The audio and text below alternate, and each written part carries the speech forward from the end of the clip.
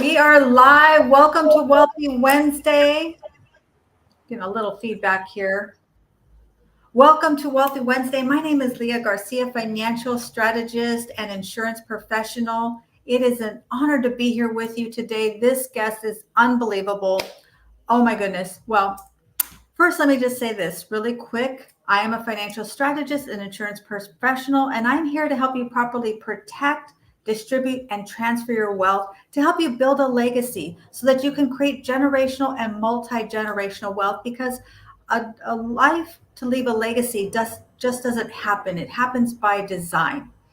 And I love to bring you different topics about wealth. And today is something that is a deep, deep topic. It's a deep dive. We're just going to give you a little drink from a fire hose. Today is going to be one that might be a little bit tugging at your heartstrings, but I think it is so important to bring this message. And we have somebody that I just feel so honored that I connected with on social media. Listen, you never know who you're going to connect with. You never know who the universe is going to align you with to help each other, right? I believe that iron sharpens an iron, and today's guest is truly iron. He is the founder of the Veterans Navigation Center, which is his nonprofit. He is also the founder of Confidential Recovery. He is an author. He is a speaker. He's been featured on many shows, events, newscasts, radio shows, TV events. And I just am so honored that he's here. I feel that this is something that I'm doing out of service for you. And I hope that everyone here really hears this message because I think there's so many takeaways. So with that being said, please welcome Mr. Scott H. Silverman. Welcome to the show, Scott. Thanks, Leah. Nice to be here. Thank you for those kind words. Appreciate it. Yeah, so share a little bit about you with our viewers here today. Well, you can tell by my thinning hairline and gray hair, I've been around a couple of years. The things that I'm really passionate about, and I think we're going to spend some time on today, is helping others with their journey. The Veterans Navigation Center, which you mentioned, is a newly formed nonprofit that we actually, kind of retooled from another nonprofit that was in existence.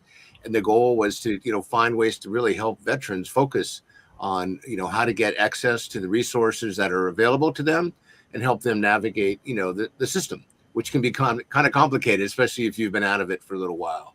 My background is I actually grew up in a family retail clothing business. So I have a retail background. I left that and went into the housing arena. And then I got involved with a nonprofit working with hard to serve, homeless, unemployed, underemployed, never employed. And that's I really first touched veterans was we had a really unique niche. We were able to take people who had gaps in their employment and help them find work. We're very successful with it. And a lot of it's because of my, I think, social entrepreneurial spirit. And we worked with veterans in a unique way because most of the Veterans Administration's money would not allow veterans with criminal histories to get access to resources. So we got a grant, and one of the largest in the country, to help veterans with a criminal history get into the mainstream through housing and workforce development, and then building sustainable paths to self-sufficiency. So I've kind of been in the people helping business for decades, and I'm personally in long-term recovery. And what I try to do each day is answer my phone and be a resource to families. And my new campaign for the back half of 2024 is funeral avoidance. I do not want to go to funerals anymore. So anything that I can do to help individuals, families, other nonprofits find ways to really, navigate their next steps. And as a crisis coach, I've kind of heard about most of it and experienced a lot of it. And then if I can't help you, I'll find someone who can.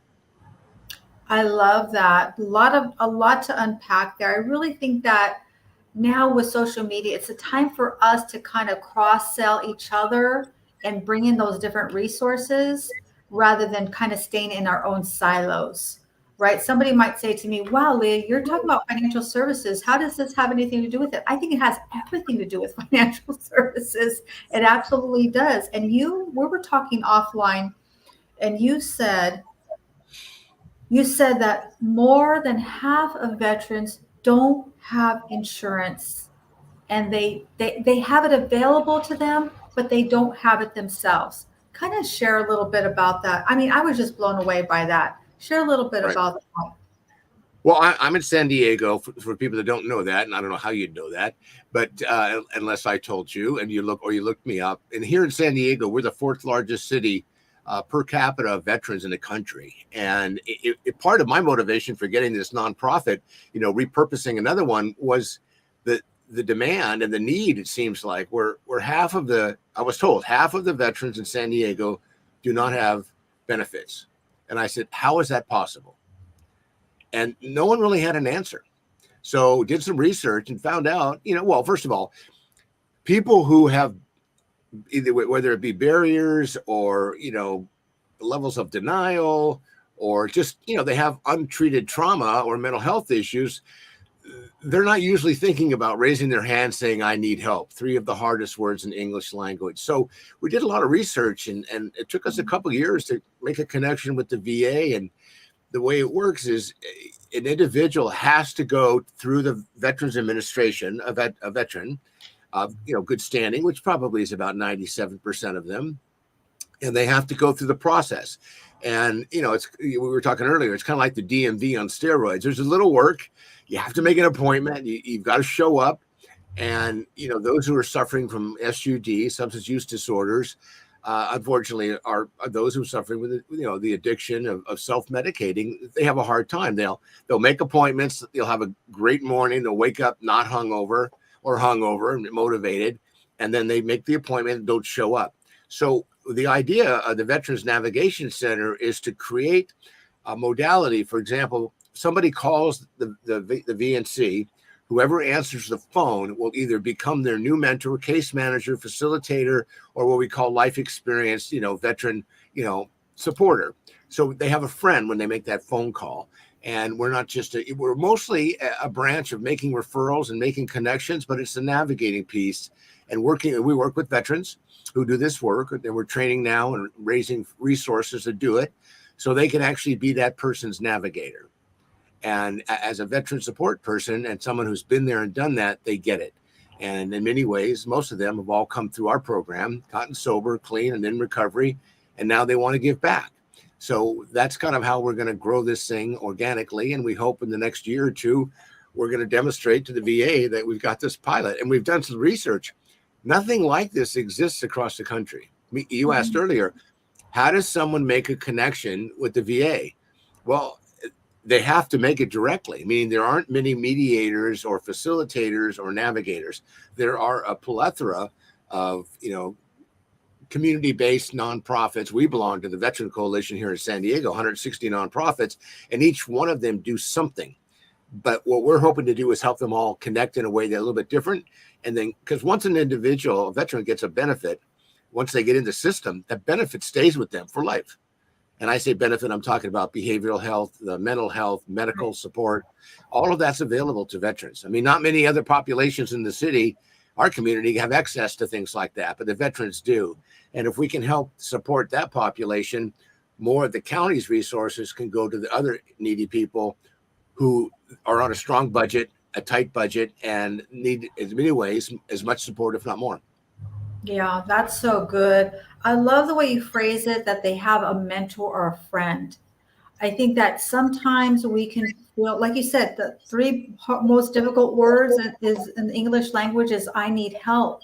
And when you do reach out, if you're met with resistance, or that person is having a rough day and they just kind of treat you a little abrasively on the phone, or even worse yet, maybe you get disconnected or something crazy like that happens, are they going to feel really encouraged to reach out again? That may be all the energy that they had to muster up to make that phone call. And if they don't find that friendly voice on the other end that really can treat them as a human, as an individual, then we may have lost them and never have an opportunity to help them again. So I think that's so critical. And that person is going to guide them through not just this one element, but it sounds like coordinate other benefits and other resources that are available to them. Am I picking up what you're putting down, Scott?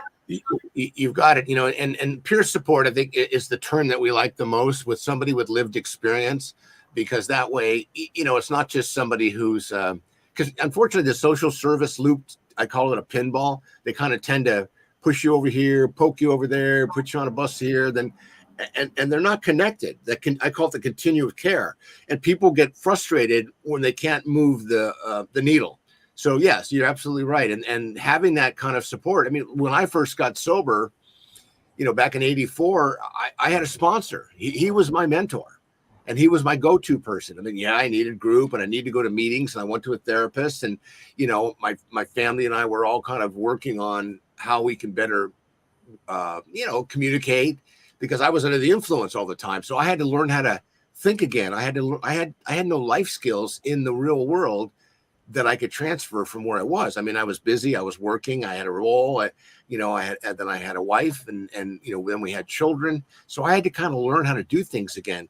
It wasn't impossible, but had I not had a coach or a peer support person, I don't think I would have been successful, because, you don't want to go to your mom and dad, and you don't necessarily want to go to your significant other because of ego. And so where do you go for those kind of conversations? And normally it's in a family, when there's a parent, there's children, or a peer. So the peer support idea, we think, is spectacular. And a lot of people do it in a lot of different ways, but our goal is to stay with people for multiple years. And, that is the thing that's unique. And I've learned in my own experience running organizations that particular social model really has some great outcomes. When and then if you don't show up, we're gonna hunt you down. We're gonna go find you. We're gonna call you. How to go with your peer support specialist over at the VA. Tell us about the paperwork. Do you want to come in the office? Do you need some help? Do you want us to get on a call with you with your caseworker? What can we do to support you? And when people know they have someone like that in their life, it's powerful. It creates systemic change. And when you think about some of the barriers that our veterans face, I mean, PTS by itself, untreated trauma, and I know, working for years with first responders, they're trained to take care of all of us. And when it comes to taking care of themselves, they don't do real well at it. So we want to just, and I use the term chiropractor, because chiropractors, kind of once you get started, you got to keep going. It's like a blow dryer. You got to keep blow drying your hair. Probably a better example. We don't want to do that. We don't want to be with people forever. We want to be intensely in the beginning, give them the support, help them with the tools, help them build their sustainable model, and help them build their sustainable model, because I don't want to do it for you. If I do it for you and you fail, it's my fault. If I do it for you and you succeed, is it your responsibility? Do you get the win? Or are you going to try to say, well, we did it together? That's okay. But ultimately it's up to you. And we want to be able to, come in for check-ins every quarter, then every 6 months. And then if there's a crisis going on, there's a catastrophic event in your life, a loss of a loved one, or you relapse, for example, you can come back. And that's the kind of continuum of care we think is important. And you think about most people, if you have a job, you have access to healthcare, and if you have an intact family, you have people you can bounce stuff off of, or, as my wife likes to say, give appropriate feedback as needed.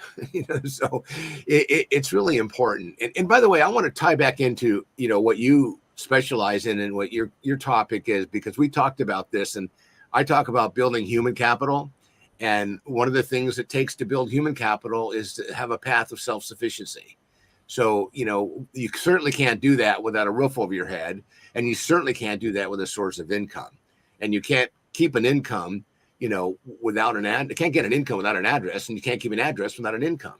So I think it's all interwoven together. And then to build, because everybody at some point, I think, wants to retire and not have to be at a job every day. I mean, some of us, I'm 70, I'm still working, 60 hours a week, but I love what I do. And, I just got on Social Security, so we'll see what happens. But I couldn't imagine stopping doing what I do. I mean, when I can't, I can't. But, to be able to answer a phone with a mother who says, I have a son or daughter in trouble, and be able to help guide them, it makes my day.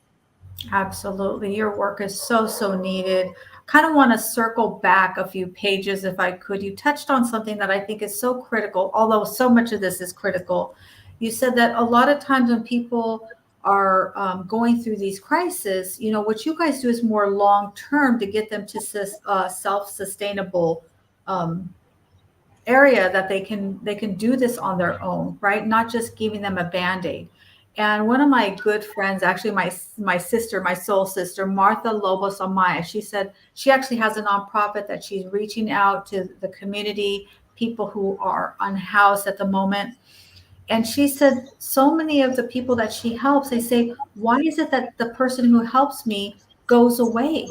They might be with them for a few weeks or maybe a couple of months until they kind of get their legs about them, but then they have to go on to another family or another person and help them. And so what really touched me is that you said that we're going to help them not just through this process, but long term till they become self-sustaining and they can actually probably even go back and help another. So I love this model. And obviously you're able to customize it because this is your nonprofit. So you're not bound by the regulations of timelines and deadlines that somebody else is putting on you. So I love that you said that, Scott. I kind of want to change gears a little bit because you're just a plethora of information.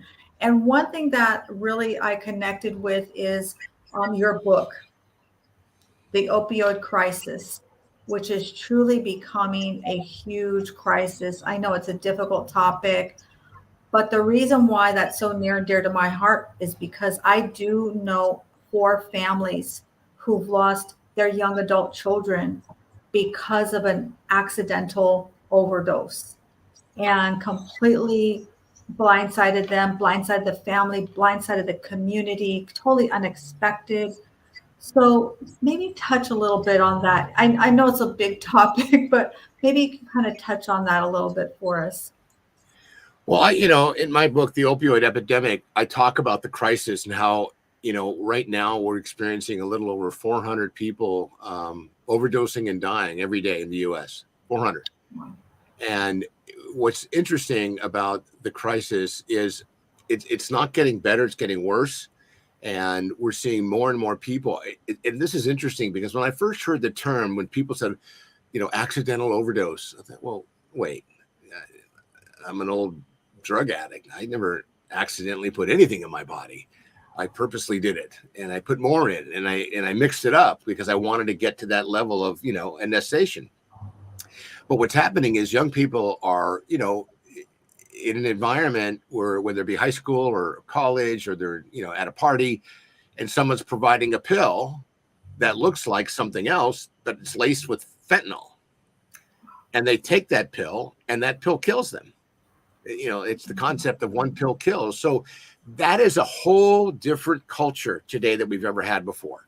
We never saw people really, technically overdosing on heroin or crack or methamphetamine or even marijuana, or mixing all those with alcohol, because the level of potency was low enough and people just were a little concerned. But now the potency of all those things I've just mentioned are so much higher. They're dangerous now. And fentanyl is a synthetic opioid, which means it's man-made or person-made. And it is a poison. It's not even a drug to get high on. It's a poison that kills people. And fentanyl was originally created, I think, back in the late 60s to deal with people suffering with pain from cancer because morphine wasn't working.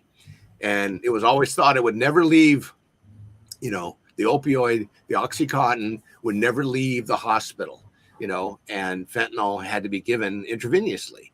Well, now it's being manufactured, in such a quantity, the number I just read, which is from 2019, says the CDC, it's their data, says that the U.S. is spending $150 billion on drugs, not alcohol, but on drugs, 150 billion.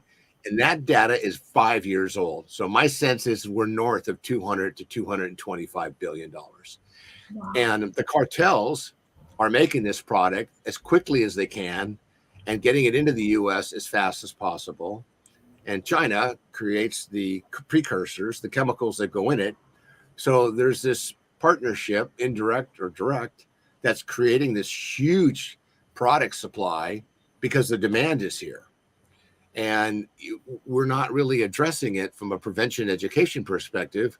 we're addressing it mostly from a criminal apprehension perspective. So, and that doesn't work long term as far as reducing the overdose deaths. Now, it just came out in a study that overdoses are down, and I've got a couple of interviews coming up. I don't believe it. The CDC said it. It's the data from 2003 over 2022. And the reason I don't believe it is, yes, we have naloxone, which is like, the chemical in Narcan as an example, or the nasal spray that can help reverse an overdose. But I think we're seeing people, maybe the medical examiner is in the autopsy, makes it sound like or look like a potential suicide. So if it's classified as suicide, it's not going to be classified as an overdose. So I think the way we're documenting it, and I also think the data is not real time. It's about a year old because it can only move so fast. So I think we're going to see next year, we're going to see the data come through from 2004 and go, oh my God. So it's not getting better. And I just think it's important that families, we really want to believe that our criminal justice system will fix it. We want to believe that our government will never let that kind of thing happen to us, but they can't fix it. They just can't fix it. And I know right now in the White House, the president's looking to, move marijuana to a Schedule III drug so less people get arrested for it, which makes sense. But marijuana is 20 times stronger than when I was smoking it. Yeah. Up to 90% THC level. And when I was smoking it, it was 9%. And people are dying and overdosing from marijuana. So wow. We, as a human race, as family members and loved ones who care about people, have to have these conversations with our kids. And I just did a segment called, as a parent, shut up and listen. It actually got a lot of hits. It was very interesting. We as parents need to listen to our children. It was just stated 2 weeks ago in a press release that 124 million Americans know someone or intimately are connected to someone who has lost somebody to an overdose. 124 million. That's a third of our population. So clearly it's a problem. Clearly it's an epidemic, just like, COVID was, and we need to treat it the same way. Real-time data, everyday conversations, families, sharing with their loved ones that, before you take a pill that comes from someplace you don't know, other than, let's say, the pharmacy, be very, very careful. Get test strips out there for fentanyl, and build awareness around it. And, the government's not doing that. So we, whatever that euphemistic we is, have to do it because they're not going to do it for us. So I think that kind of outlines the crisis with the opioid epidemic. And, I took my book 2.5 years ago and I sent it to every governor in the country with a nice note. So this is a tool book, a toolbox. Go through this, pick out any chapter, call me. I got 4 thank you notes and I got a book returned saying that we can't accept gifts. And, literally in the last almost 3 years since the book came out, we've lost another minimum 250,000 people to overdose that we know of.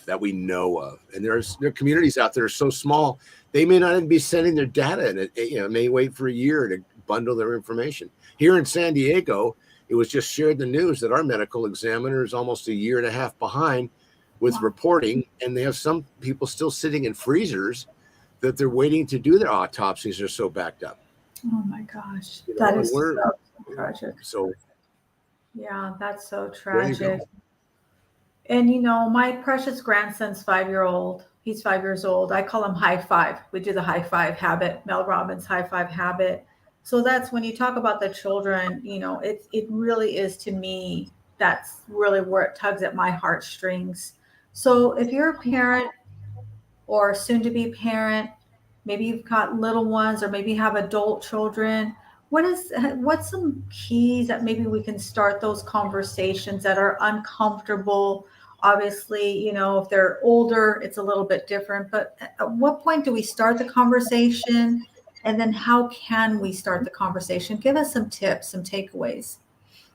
One of the things that I have found is an easy way to start the conversation is when a parent, my kids are older now, but as a parent growing up, because of my commitment to recovery and my own personal journey, I was having different conversations with my kids. And my first book is called Tell Me No, I Dare You. So I hate the word no. like most of us do. And I learned that if I could ask my child a question about something I heard in the news that might be relevant to them, rather than saying, don't do drugs. I read an article I saw on the news tonight. I was on Facebook. I saw this thing on LinkedIn, because all the kids are on social media. So they get that, and just say, I read this article about what young people are experiencing at school and the fear around it. Would you tell me what you know? I mean, I want to learn from you. Anytime somebody says, I want to learn from you, it's generally a gateway to, okie doke, I feel safe with that kind of request. And not let it be a one-off, because between peer pressure, between, bullying right now, domestic violence, child abuse. Look, if you watch the news today and you watch the leaders on either side of the aisle of how they're treating each other, and what happened with COVID is kids that were averaging 1 to 3 hours a day online went to 8 hours a day online. So most of their information is coming from the internet. And I just heard recently that 70% of the news that people get, they get online now. So, and that's another issue, just convincing your family members to set their phone down for a little while and have a conversation. I gotta have my phone, what if somebody texts me? Yeah, well, I'm sitting right here. I'll verbally text you. I love you. Let's talk, I love that verbal text. Let's go. Let's have a verbal hug, a real virtual, not a virtual, but a real human hug. Gosh, that's so much good stuff. Like your high five. That the studies that show that families who sit down for dinner 3 times a week have a level of communication and trust amongst themselves that's so different than anybody else. Just 3 nights a week. So, and so much of us have got away from that. We're calling the Uber Eats, and we're getting things delivered, and we're each sitting in our different chair in different rooms at different times. So I really encourage people to, with your self-help and self-care, think about how you as an individual with your family can, even if it's once a week, have a conversation.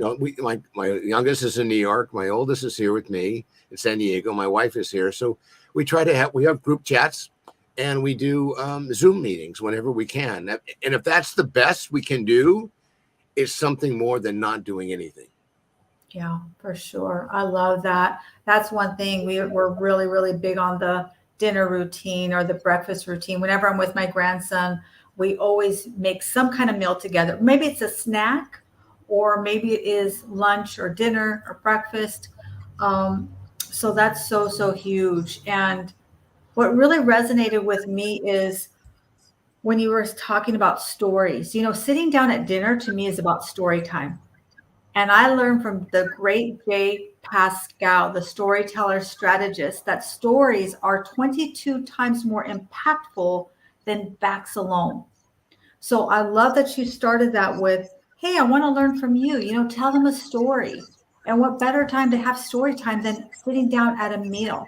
And even if you order the Uber Eats, you can still make it a meal. You can still get out your china, or even if you don't have china, your paper plates and a paper napkin, and you can still make it cute. Go out and pick some flowers from the garden, or just make a little card for them when they can open it up when you sit down, if you have trouble coming up with conversations. But if you've got children, they've always got something they want to say, right? If you're there to listen, and hey, getting rid of this thing right here, and don't put it on the table. Don't put it on silent. Leave it away. Leave it in your car.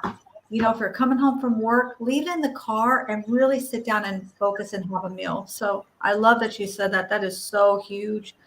I believe a lot of our challenges can be solved at the dinner table. So that's great. We're kind of winding down here. I just feel like this is a conversation we could have multiple conversations with. You have so much information. You're such a great spirit. And I love that you come from it from a perspective of non-judgment, right? We're just here. Listen, we all have flubbed up, all of us. Some of us, it just happened that error or that misjudgment was something that impacted them long term. It could be any one of us in a situation that we find ourselves in. And now we do need to ask for help. I need help. So you said a lot today. What are some things maybe you could give us some hope, okay? Because we don't want to leave people on a bad note that this is something bad. We want to let people know there is hope. Well, first of all, I believe there's help and hope always, and I always I'm a firm believer personally that if you don't know how, ask for help. And when I say ask for help, it isn't, hey mom, can I have $5? It's a matter of sitting down and with someone you trust, or the person you trust the most, and say, can we talk? And do simple things each day that help you feel better. Meditate, breathe, practice mindfulness, go for a walk, look at the flowers, sit quietly with your phone, eyes closed. And they say a 20-minute nap in the afternoon is equal to 3 hours of REM sleep. If you do it, on a regular basis, you'll feel more rested. Make food choices, do something fun, take your dog for a walk, take your cat for a walk. When you walk by a stranger, smile. Yeah. Just be present and know again that if you can't do it, there's somebody out there who can help you. And don't give up. And know again, there's always hope and help. I mean, those are the messages. And I encourage people, call me 619-993-2738. 619-993-2738. I dare people to call me. When I get a strange number in my phone that doesn't say spam, I know there's a chance that I'll be able to talk to somebody and maybe be a resource. And that helps me in my work. You can't keep it if you don't give it away. And I give my phone number out whenever possible. And you can Google me, Scott H. Silverman, name's right there, and you'll find a way to reach me. Text me, email me. And again, it doesn't matter where you are in the world. There's resources everywhere. But if you're stuck in a corner and you're curled up and you're in pain, it's really hard. But, just raise your hand a little bit. And then we'll practice getting it up there, There so you go. you don't have That's to do life. so good. And I can attest that he does answer his phone. Okay, I can tell you that's absolutely true. He's accessible. He genuinely is who he says he is. So you touched on it already. You gave out your phone number, but what's some other ways that people could reach out to you? Where can they find you? Where's your best social media? Scott H. Silverman, just look for me. I'm on most platforms. YourCrisisCoach.com. You can, if you're here in San Diego, Confidential Recovery is our treatment center, the Veterans Navigation Center.org. But it make it easy. Just go by my name and there it'll traffic you through. Everything's connected that way through social media. I'm on TikTok now and Twitter and Facebook and LinkedIn and WhatsApp. And again, as you said, call me. I love getting phone calls from people I don't know, simply because it's an opportunity, not necessarily to make a new friend, but to help someone navigate. And I can help families. And as an interventionist, I can show you and point ways to get help immediately. I literally had a call the other day from a mother whose daughter was kidnapped by friends of their family out of, I won't say where, so I don't want to give it away. They were driving her home and they couldn't reach somebody who had helped her because they were off that day or busy, and asked me what I thought. And I tried to give them as best a suggestion as I could. They go, thank you. And help can come in many different ways. And of course, the internet is a great resource. So again, I think it's not, don't make it hard, make it easy, and don't be afraid, be brave. That's nice. I love that. And I would be remiss if we didn't allow you to give yourself a little plug. I know that you have your nonprofit. A lot of people are going to watch this, not just now, but in the future. How can people donate to your organization? They can go to, veteransnavigationcenter.org. And again, you can Google me and it'll take you to the nonprofit. There's easy ways to do that. And, not only are we looking, obviously, to get financial support, but we like time and talent as well. So you may want to volunteer. You may know some people. You may have a family member that's, wandering around. If we can help you, get that person into the level of care that they need, that's another way of you helping us help them. Absolutely. And also, there are people I'm connected with that specialize in helping veterans. So please reach out to Scott H. Silverman. I'd love to connect you guys, and let's join forces so that we can help more people. right? It's really about getting the message out and helping more families. So, gosh, today was great. Thank you, Scott. I appreciate your time so much. I honor the work that you're doing. And really, we didn't even touch on the homeless crisis. Oh my gosh, we had so much to talk about. Really quick before we go, we because that was how we marketed this. We got to touch on the homeless crisis. If you could give us something. I saw something that you did, an interview you did recently on, I think it's Good Morning San Diego. And you said that the homeless crisis is not a one size fits all solution. We didn't even touch about that. So go ahead. I'm sorry, Scott. Go ahead. If you have a few more minutes, just bear with me. I do.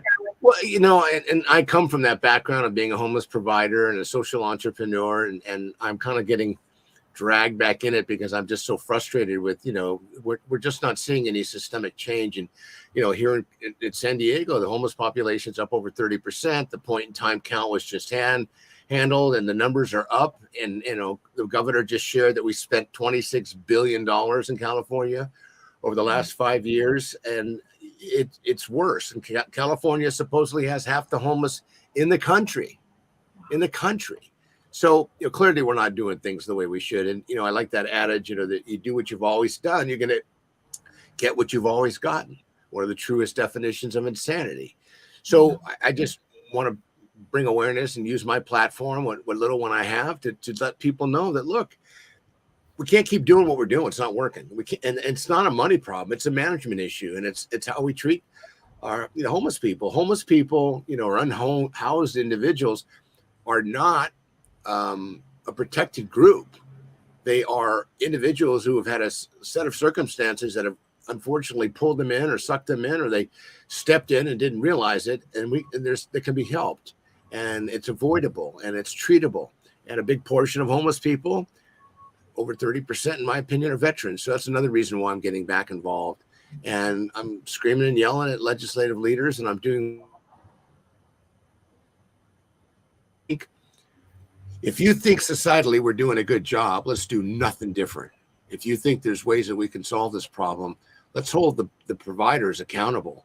Right now, Karen Bass, the mayor of Los Angeles, is getting ready to ask for an inventory of who's getting what, how much are they getting, and what do their outcomes look like. And I understand the mayor in Sacramento is going to do the same thing, probably San Francisco as well. And there are things going on that just, in my opinion, are literally insane. And we need to take a hard look at an inventory. Now, I'll kind of put that teaser out there, and we'll see what we can do to keep the conversation going, Leah. Yeah, that's good. That's good. There are solutions, but it's really going to take a village, right? I love that you said it's many layers to that. It's not simply putting somebody in a home, for lack of a better term, maybe whatever kind of the housing that looks like, and just think that they're going to go off into the zippity-doo-dah way down the yellow brick road. There's so many other layers that they're dealing with, their mental health, their physical health. Maybe they haven't been to the doctor in years, and just different elements like that, even just navigating, finding a job or sustaining and keeping that job. So many layers to that. Thank you for the work that you do, Scott. Thank you so much for your time. I appreciate you so much. And that's going to wrap it up for today's edition of Wealthy Wednesday. Again, my name is Leah Garcia, financial strategist and insurance professional, and I'm here to help you properly protect, distribute, and transfer your wealth, build a legacy, and create generational and multi-generational wealth. And it truly starts from what? I believe that givers gain. People that are connected with me are giving people, and I know that we're going to raise some great money and resources for Scott so he can continue to do the work that is so needed in this world and in our community. So we'll see you all next time. That's it for us. We will see you all at the top, because we all know it's way too crowded at the bottom.